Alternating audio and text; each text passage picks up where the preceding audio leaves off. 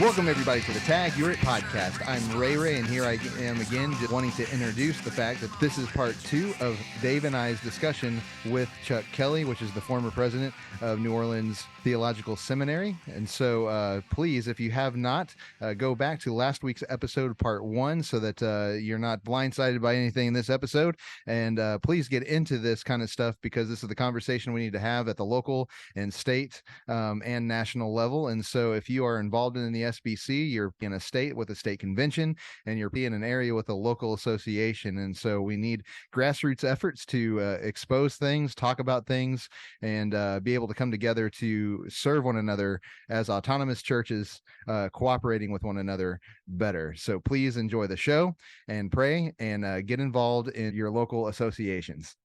Mm-hmm. Mm-hmm. Dr. Kelley, while you've now addressed a massive shift in the way that the North American Mission Board, formerly the Home Mission Board, functioned in its relationship with state conventions, there was another really crucial element besides even removing evangelism, and that was this new category of giving, Great Commission giving, I believe.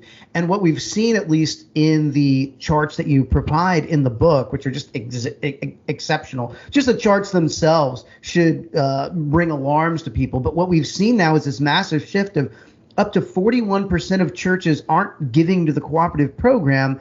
They're giving to these Great Commission giving initiatives. What's the difference there, and why is that a massive paradigm shift, and what are the implications of that? Well, I've been tracking Southern Baptist data for my adult life. I started in doctoral work and never stopped. And so I have kind of a feel for it. And whenever you bring up various statistical categories, I'm rarely surprised by statistics. I'm informed by them, and I see how they change, but I can give you a pretty good guess in most categories about where that statistic is going to be at any point in space and time. The biggest genuine surprise I had came in a chart produced by the executive committee in 2021 that tracked how many SBC churches gave to the cooperative program and how many did not give to the cooperative program. And it covered about a 10-year period. And when it began, that 10-year period began, there were about 13,000 SBC churches who were giving to the cooperative program, who were not giving the cooperative program. And that was a big surprise to me. But you go 10 years later to 2019, and you had 19,000 churches did not give a dime to the cooperative program. And that's about 40% of the churches of the Southern Baptist Convention. And I was stunned at the churches who are dropping out of support for the cooperative program. Now, the Great Commission resurgence did something that had never been done before in the history of the SBC. Whenever the convention has talked about supporting Southern Baptist ministries, the subject of the conversation is always the cooperative program, explaining it, illustrating it, showing its power, giving updates on it. It's always about the cooperative program. But the Great Commission Resurgence Task Force tried to say, well, the cooperative program is really important. Everybody ought to support the cooperative program. The cooperative program is wonderful. But we ought to also recognize people who do designated giving to things they want to support apart from the cooperative program. And that took all the oxygen out of the room about the evangelism crisis the SBC was facing. It was immediately received as an attack on the cooperative program.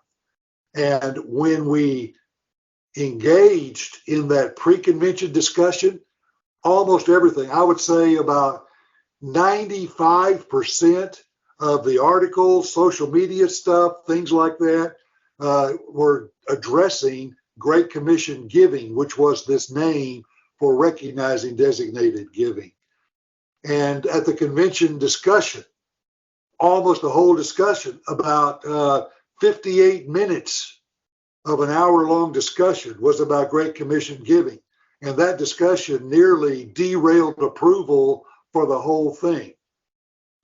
Basically, it was wanting to give people affirmation and recognition for designated giving in Southern Baptist life. Let me see real quick if I can understand how the Great Commission giving works. And because I think that is an important piece, because as we track the decline of the Southern Baptist Convention, when it comes to, most importantly, baptisms, church plants, church membership, I think those are three major categories. I also think that giving is an incredibly important thing, the total receipts given. Those are all things I think that any church, right, is going to assess. How many people do we have in worship? How many people are we baptizing? What are our tithes and offerings? Three major categories. That's the building When blocks. I look at Great Commission giving, and I currently pastor a non-SBC church, we have great relationships with folks, but we give specifically to a Southern Baptist missionary at Kansas State University. We give that individual, maybe $10,000 a year, something like that. I don't remember off the top of my head. If I understand right, that would be considered, if we were an SBC church, Great Commission giving. We've directly given to an SBC, but that's not going to the full support of all of the entities of the Southern Baptist Convention. So in other words, it's a means of saying, well, we give to a Southern Baptist cause that we like, and we want credit for that. Not we give to the cooperative effort that binds our church to the other churches in a unified mission. Right. And it's to put it in a local church context, it's like somebody saying to the pastor, now, I don't want a dime of my money going to pay for the paper towels and toilet tissues in the bathroom. Yes. I want my money to go for giving kids in the neighborhood backpacks when we go back to school. All right. Now, giving kids backpacks is an important thing, but you know what? You've got to have paper towels and toilet tissue in the bathroom too. I don't want a dime of my money to pay the utility bill. I don't want any of my money to be used to pay the utility bill or the insurance premium. I want my money to go to this mission trip or that project. Now, that project, that's important, but you know what? You've got, now, we don't talk about the money we spend for the basics like the insurance premium, things like that. They're all in the budget. It's not a secret. But people know when they give a tithe to the church, a part of it's going to go to this mission project. A part of it's going to go to that missionary. A part of it's going to do that. But a part of it's also going to pay the light bill. A part of it's also going to pay this and that, which is very unglamorous, but very necessary. So Southern Baptists have always focused on the whole picture. That's the cooperative program.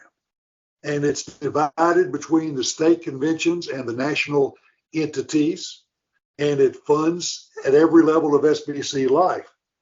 And when some people say, well, I don't want any of my money going to that, I'm just going to give my money directly to the International Mission Board, well, then you're not helping seminary students get their theological education at all. You're just doing the mission. And it's not bad.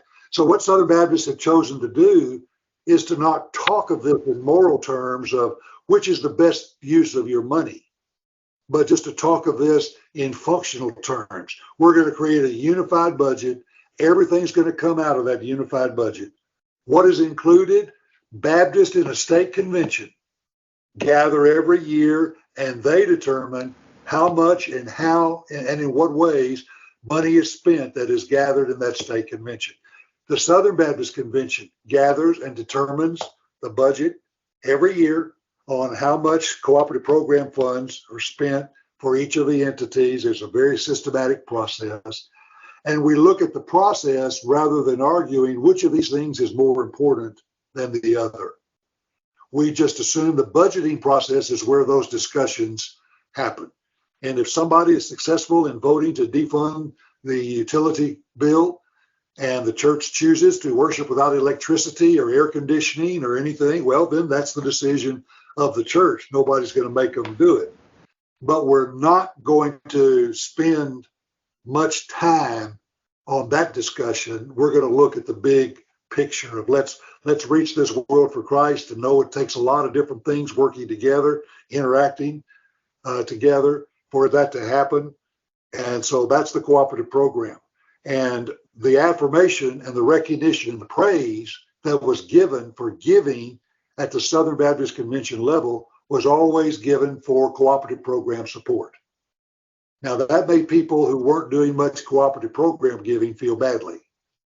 Well, I didn't give it a cooperative program. I only think of it in a megachurch terms. Mm-hmm. I have a $10 million church budget. My church gave $100,000 to the cooperative program. That's not a very high percentage.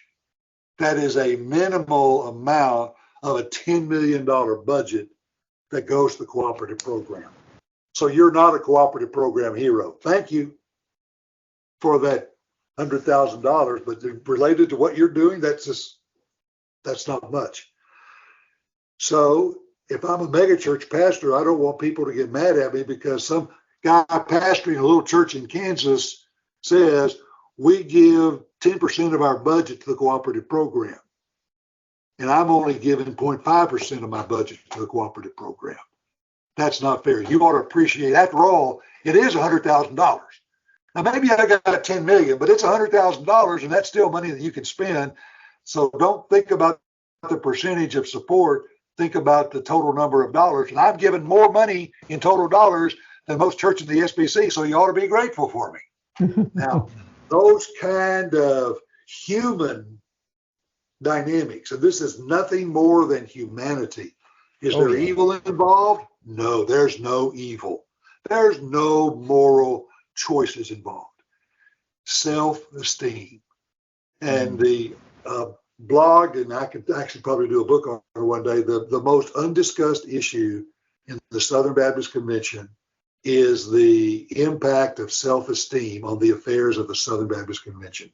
Yeah, and we need somebody like you needs to go up into the convention and preach a sermon on don't let your right hand let the left hand know what your right hand's doing, and don't sound trumpets. Like listen to the Sermon on the Mount, because those are like, and I've invented a term called the line item Pharisee. So it's just like just with our abolition thing, it's like whenever you would want to fund, say, Planned Parenthood by only giving them money to do breast exams. But you don't realize that money still powers the lights in the room next door where they murder babies. So you're just trying to make yourself feel good. But, oh, no, I only, Planned Parenthood, they got good things. It's like, no, they're an abomination. Cut them off. Yeah. So it's like either you're in. Yeah. And so, with the SBC, it's like we found this with the Rick Warren situation. Either you're in or you're out. This is not a kingdom thing. This is a denomination. So we're not kicking you out of the kingdom. But either you're in or you're out. And so we don't have to be so prideful. We don't have to sit here and go, there's a lot of pomp and circumstance, I get it, but can't we all come together and go, this is what the cooperative program has done. You're a part of it. That's it. No partiality. And let's all celebrate together. That's what happens again when you lose the thread of that conversation we all agree on. Yeah. When you stop talking about the things that everybody agrees on, and you begin to be dominated by side conversations. There's nothing more boring to a Georgia football fan than an argument between Alabama and Auburn fans. Yeah. There's nothing more boring to a big fan of basketball than a conversation about tennis. And so Southern Baptists have prospered when we've kept the main thing the main thing. And when we fail to do that, the cracks and the fissures begin to appear as a reflection of our humanity. You can't ever take human nature out of it, of our varied interests, because we are interested in different things and we have different priorities of what matters. So the art of having unity, if you will, in a denomination is not having complete agreement. It's in having a conversation that everybody buys into and says, that's what we're about. And the other things are less important. We're not going to talk about the cracks and the fissures. We're going to talk about what pulls us together. So, and that's what happened with the Great Commission resurgence. It was not about reaching a lost world for Christ. It was about two main things: denominational infrastructure and the relationship between the state conventions and NAM, and funding distribution with the Great Commission giving. And there isn't anything that affects a lost person in either one of those. Dr. Kelley, let me make sure here. I believe I've been tracking everything. What we saw in 2000 was the decline. There was a response that was come up with in about 2008, 2009, presented in 2009, this Great Commission resurgence. What that did is it redefined the North American Mission Board's relationship with state conventions and almost made them competitors. Well, at the same time, it began to recognize non-cooperative program giving as something people wanted praise for.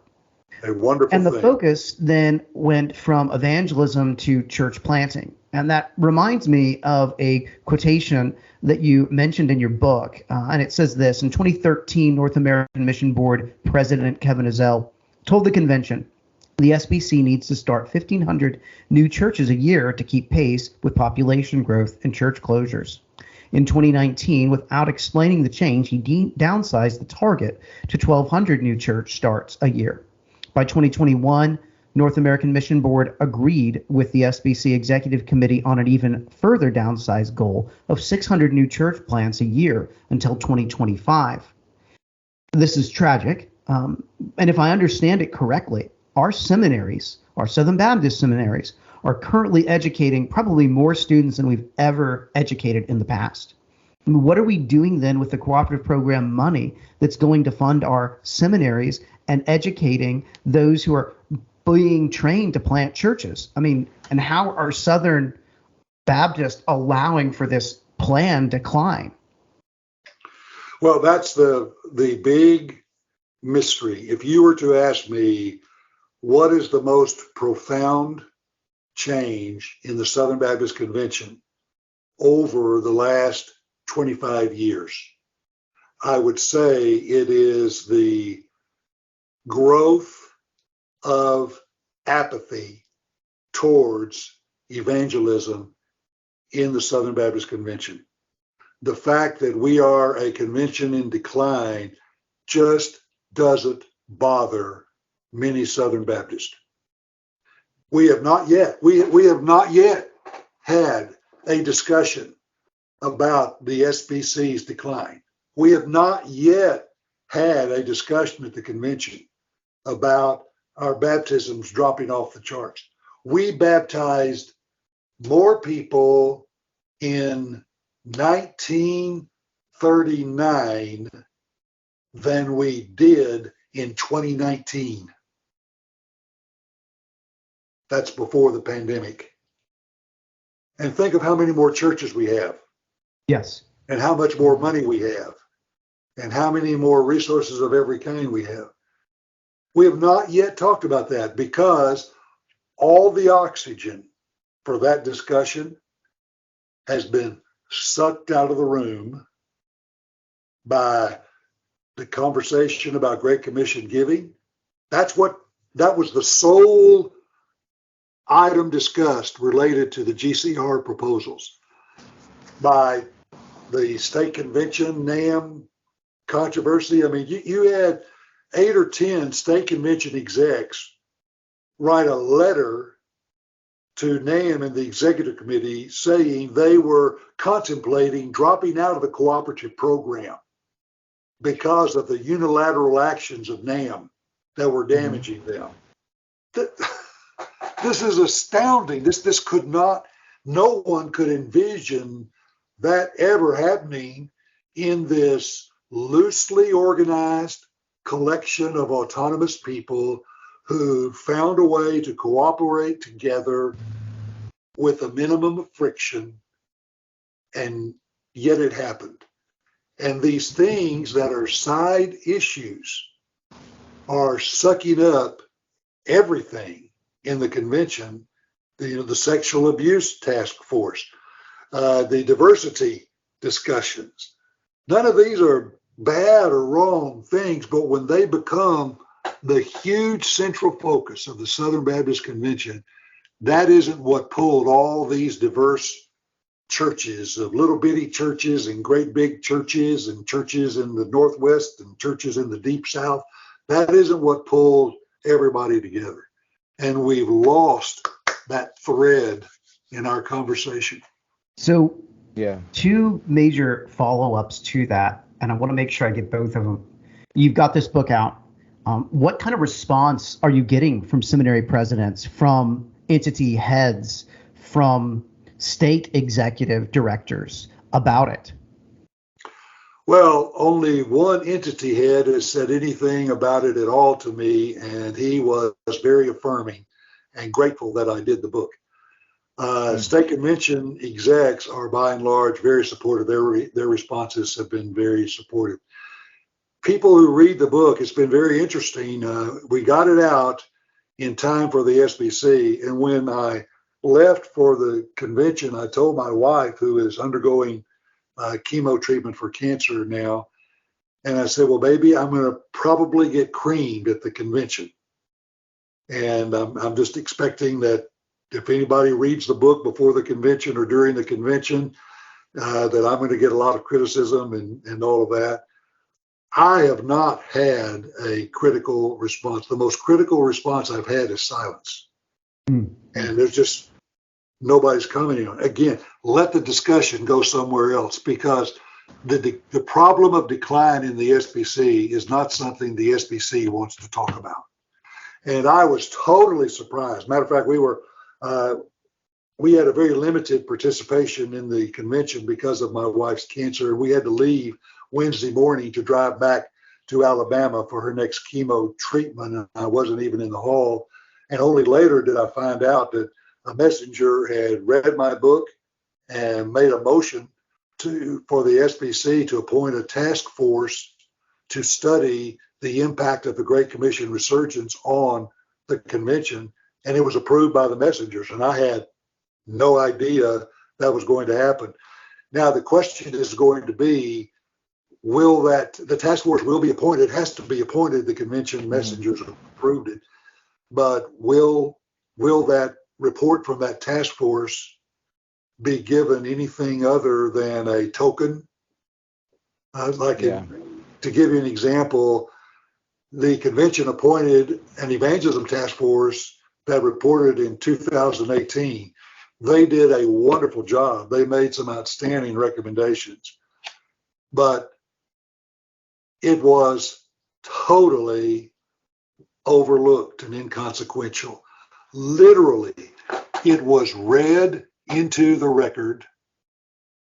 A motion was immediately made, immediately passed with no discussion, and it did not make a ripple in the SBC at all. Yeah. So we still haven't had that discussion. And so that to me, that apathy that isn't bothered. So the convention is in decline. So what?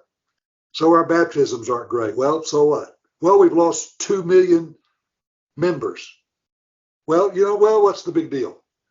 We're just cleaning up our church rules. No. We've lost more worship attenders than we have members. Well, we just got other things to talk about. And the haunting reminder in my mind, I accidentally came across a book in the process of doing this research. One of my sources I was interviewing made a passing reference to a Methodist scholar and preacher from the middle of the 20th century. He wrote 2 books on preaching that are still being used in classes today. W. Sangster was his name. And this person made a reference to a quote from Sangster in a book he wrote on the Great Commission. Well, I didn't know he ever wrote a book on the Great Commission. So I started looking for that book. And while looking for that book, I discovered that Sangster wrote a book in 1938 entitled Methodism Can Be Born Again. And I said, well, I got to find that book. So this is 1938. I tracked a copy down. I love the internet. I found a copy in a used bookstore in Australia. That's where I tracked it down. I got it, little book, 120 pages. And Sangster was saying this to Methodists in 1938. Looking at the statistics our churches are producing now makes it clear and obvious that we are headed for a catastrophe. He said, I quote, "A child can tell you where statistics like this are going to lead." Sangster said we are losing our personality. We were created to do evangelism and discipleship. That's why Methodism came into being. But we are replacing evangelism and discipleship with attention to social issues and forgetting the very reason we exist.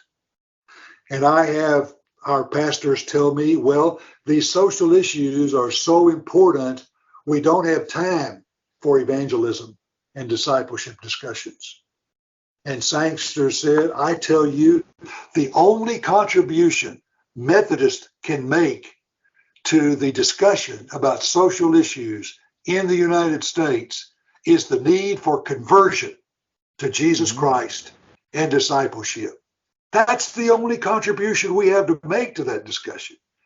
And when we fail to do that, we are failing in the most important contribution we could make. And if we do not change, Methodism is headed to oblivion. Well, you look at Methodism today, they had the fastest loss of church membership in the history of American Christianity. Think about that. Fastest loss of membership in the history of American Christianity. Just last week or the week before, they announced that more than 5,000 of their churches have left the Methodist Convention, have left the Methodist denomination because of their stance on homosexuality. And they are a shadow now of what they were. Because when we went to the largest denomination in America, we passed the old number one, the Methodist Church. And in Sangster's book, you could take every place he used the term Methodist, replace it with Southern Baptist. And it is a chilling warning to Southern Baptists today. And so that is my greatest fear, and that is how the convention has changed the most. If we were seeing the statistics and things that we are seeing now 25, 30 years ago, it's all people would have been talking about. People would have said, well, what can we do? We got to do something different. Okay, what we're doing now, it's not working. What can we do to change this? What can we do to start a new direction? What can we do? And that conversation is still not happening, even with all of this.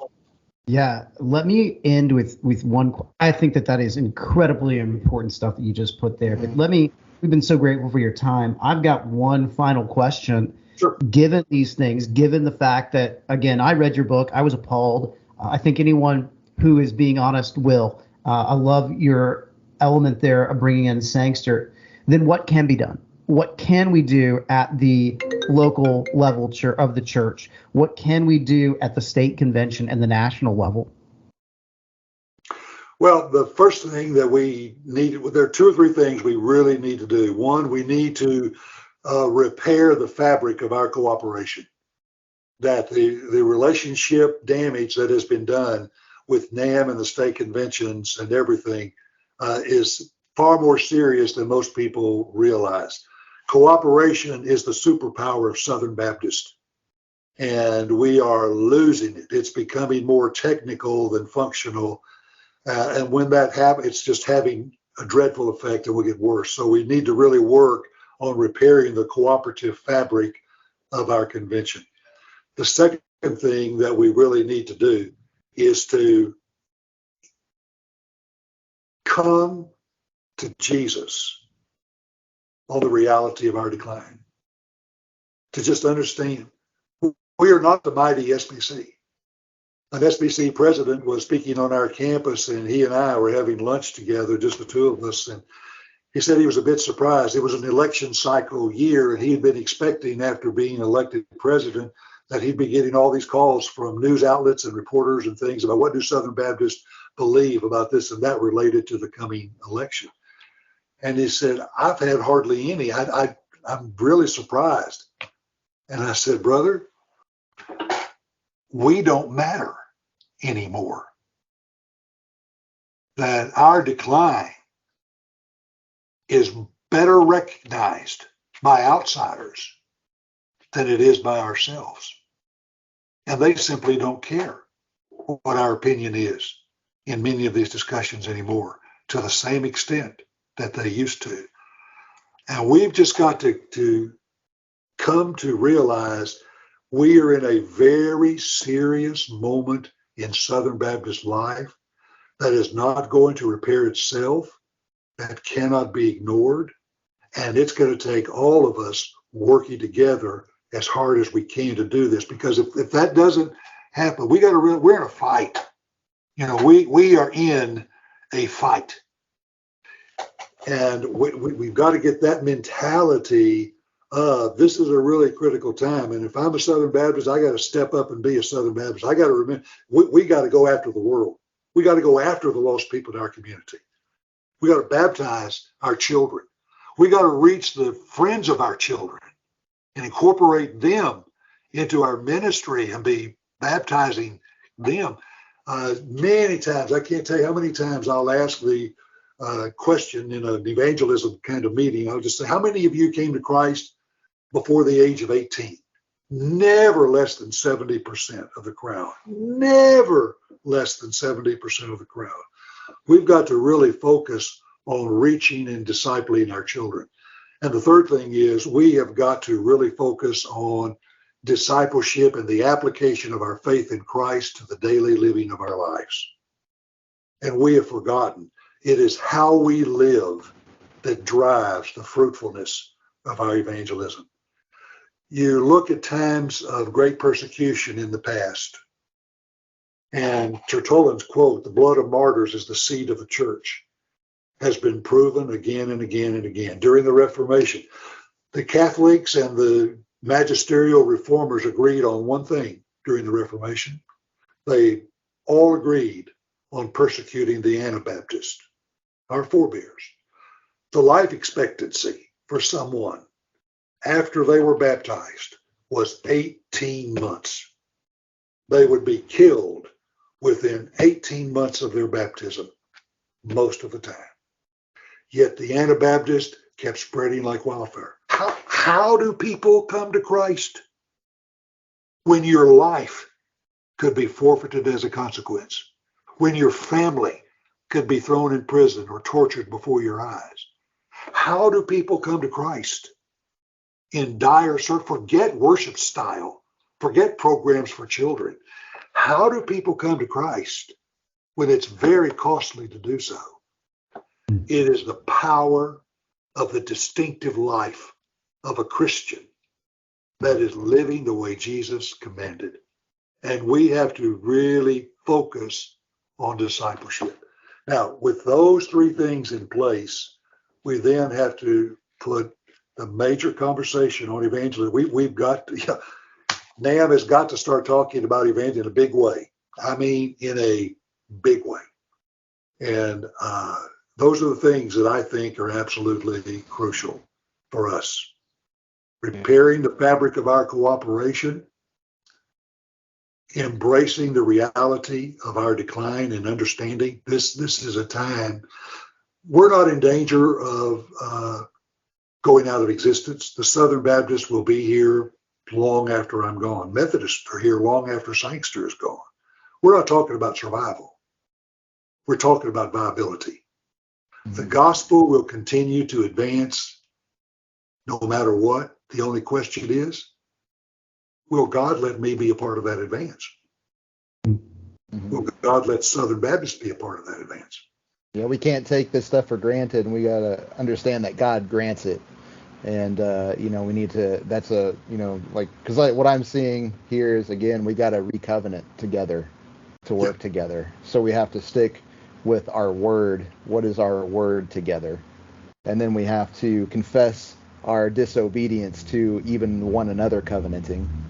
And then we need to recovenant.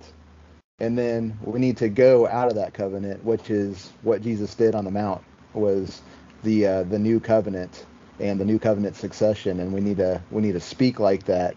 And that's a major thing, because that is what brings the one and many together, is by, again, God relates through covenant. We relate through covenant, and it's words have meaning. Oaths have meaning. That's why it's evil to say anything more than yes or no, because it's a big deal. And so we have said so many pompous things, and swore by the treasure on the altar, swore by the altar, swore by the temple, and done the whole piety thing. We need to get out and get back to what Christ told us to do.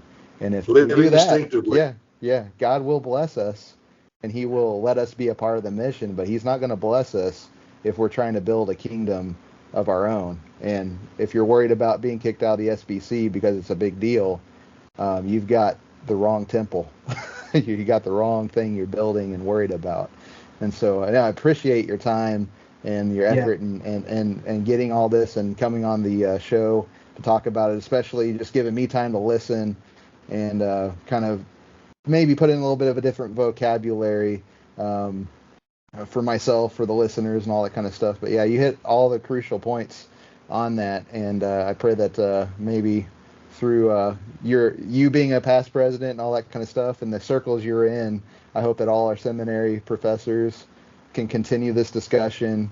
It can, again, that's not really top down. It's still grassroots efforts, like talking in the classrooms, talking in the chapels, and we can get back to that. Get the messengers back in and not apathetic anymore. I mean, Dave and I have dealt with apathy in other areas when it comes to our state convention, the national conventions. So it's, evangelism's not the only area, but that's like the fundamental thing, that the symptoms are we're not going and funding, say, abortion mill ministries and stuff like that. But those are only symptoms. That's, you're talking about the fundamental thing, and appreciate your time with us today. Thanks for having me on, guys. Dr. Kelley, thank you so much, brother. You have a great day, and I'll let Adam close us out, and then I'll unrecord. All right. Well, guys, guys, thank you for so much for downloading the podcast again and keeping us a part of your lineup, I guess, after the past few months. And anybody on YouTube, thank you for watching this. If you could subscribe, put a review up on your podcast app, and just get this message out to more people, and get the Tag Your It name anyway, to be able to be, hey, if you like this podcast, hey, you might like the Tag Your It podcast too, and get more of this stuff out to the people. We're not asking for money. We're just asking for a few minutes of your time to do that. But yeah, Tag Your It is back. Thank you so much. And this is episode 291, by the way, so we're inching up to episode 300 after like 7 years of doing this. So that's awesome, and God has granted us to get back together. So with that said, this is the Tag Your It podcast. I'm Ray. And I'm David Van Beber. And we've had Chuck Kelley. Yes. And we're going to end it the right way. So, Soli Deo Gloria.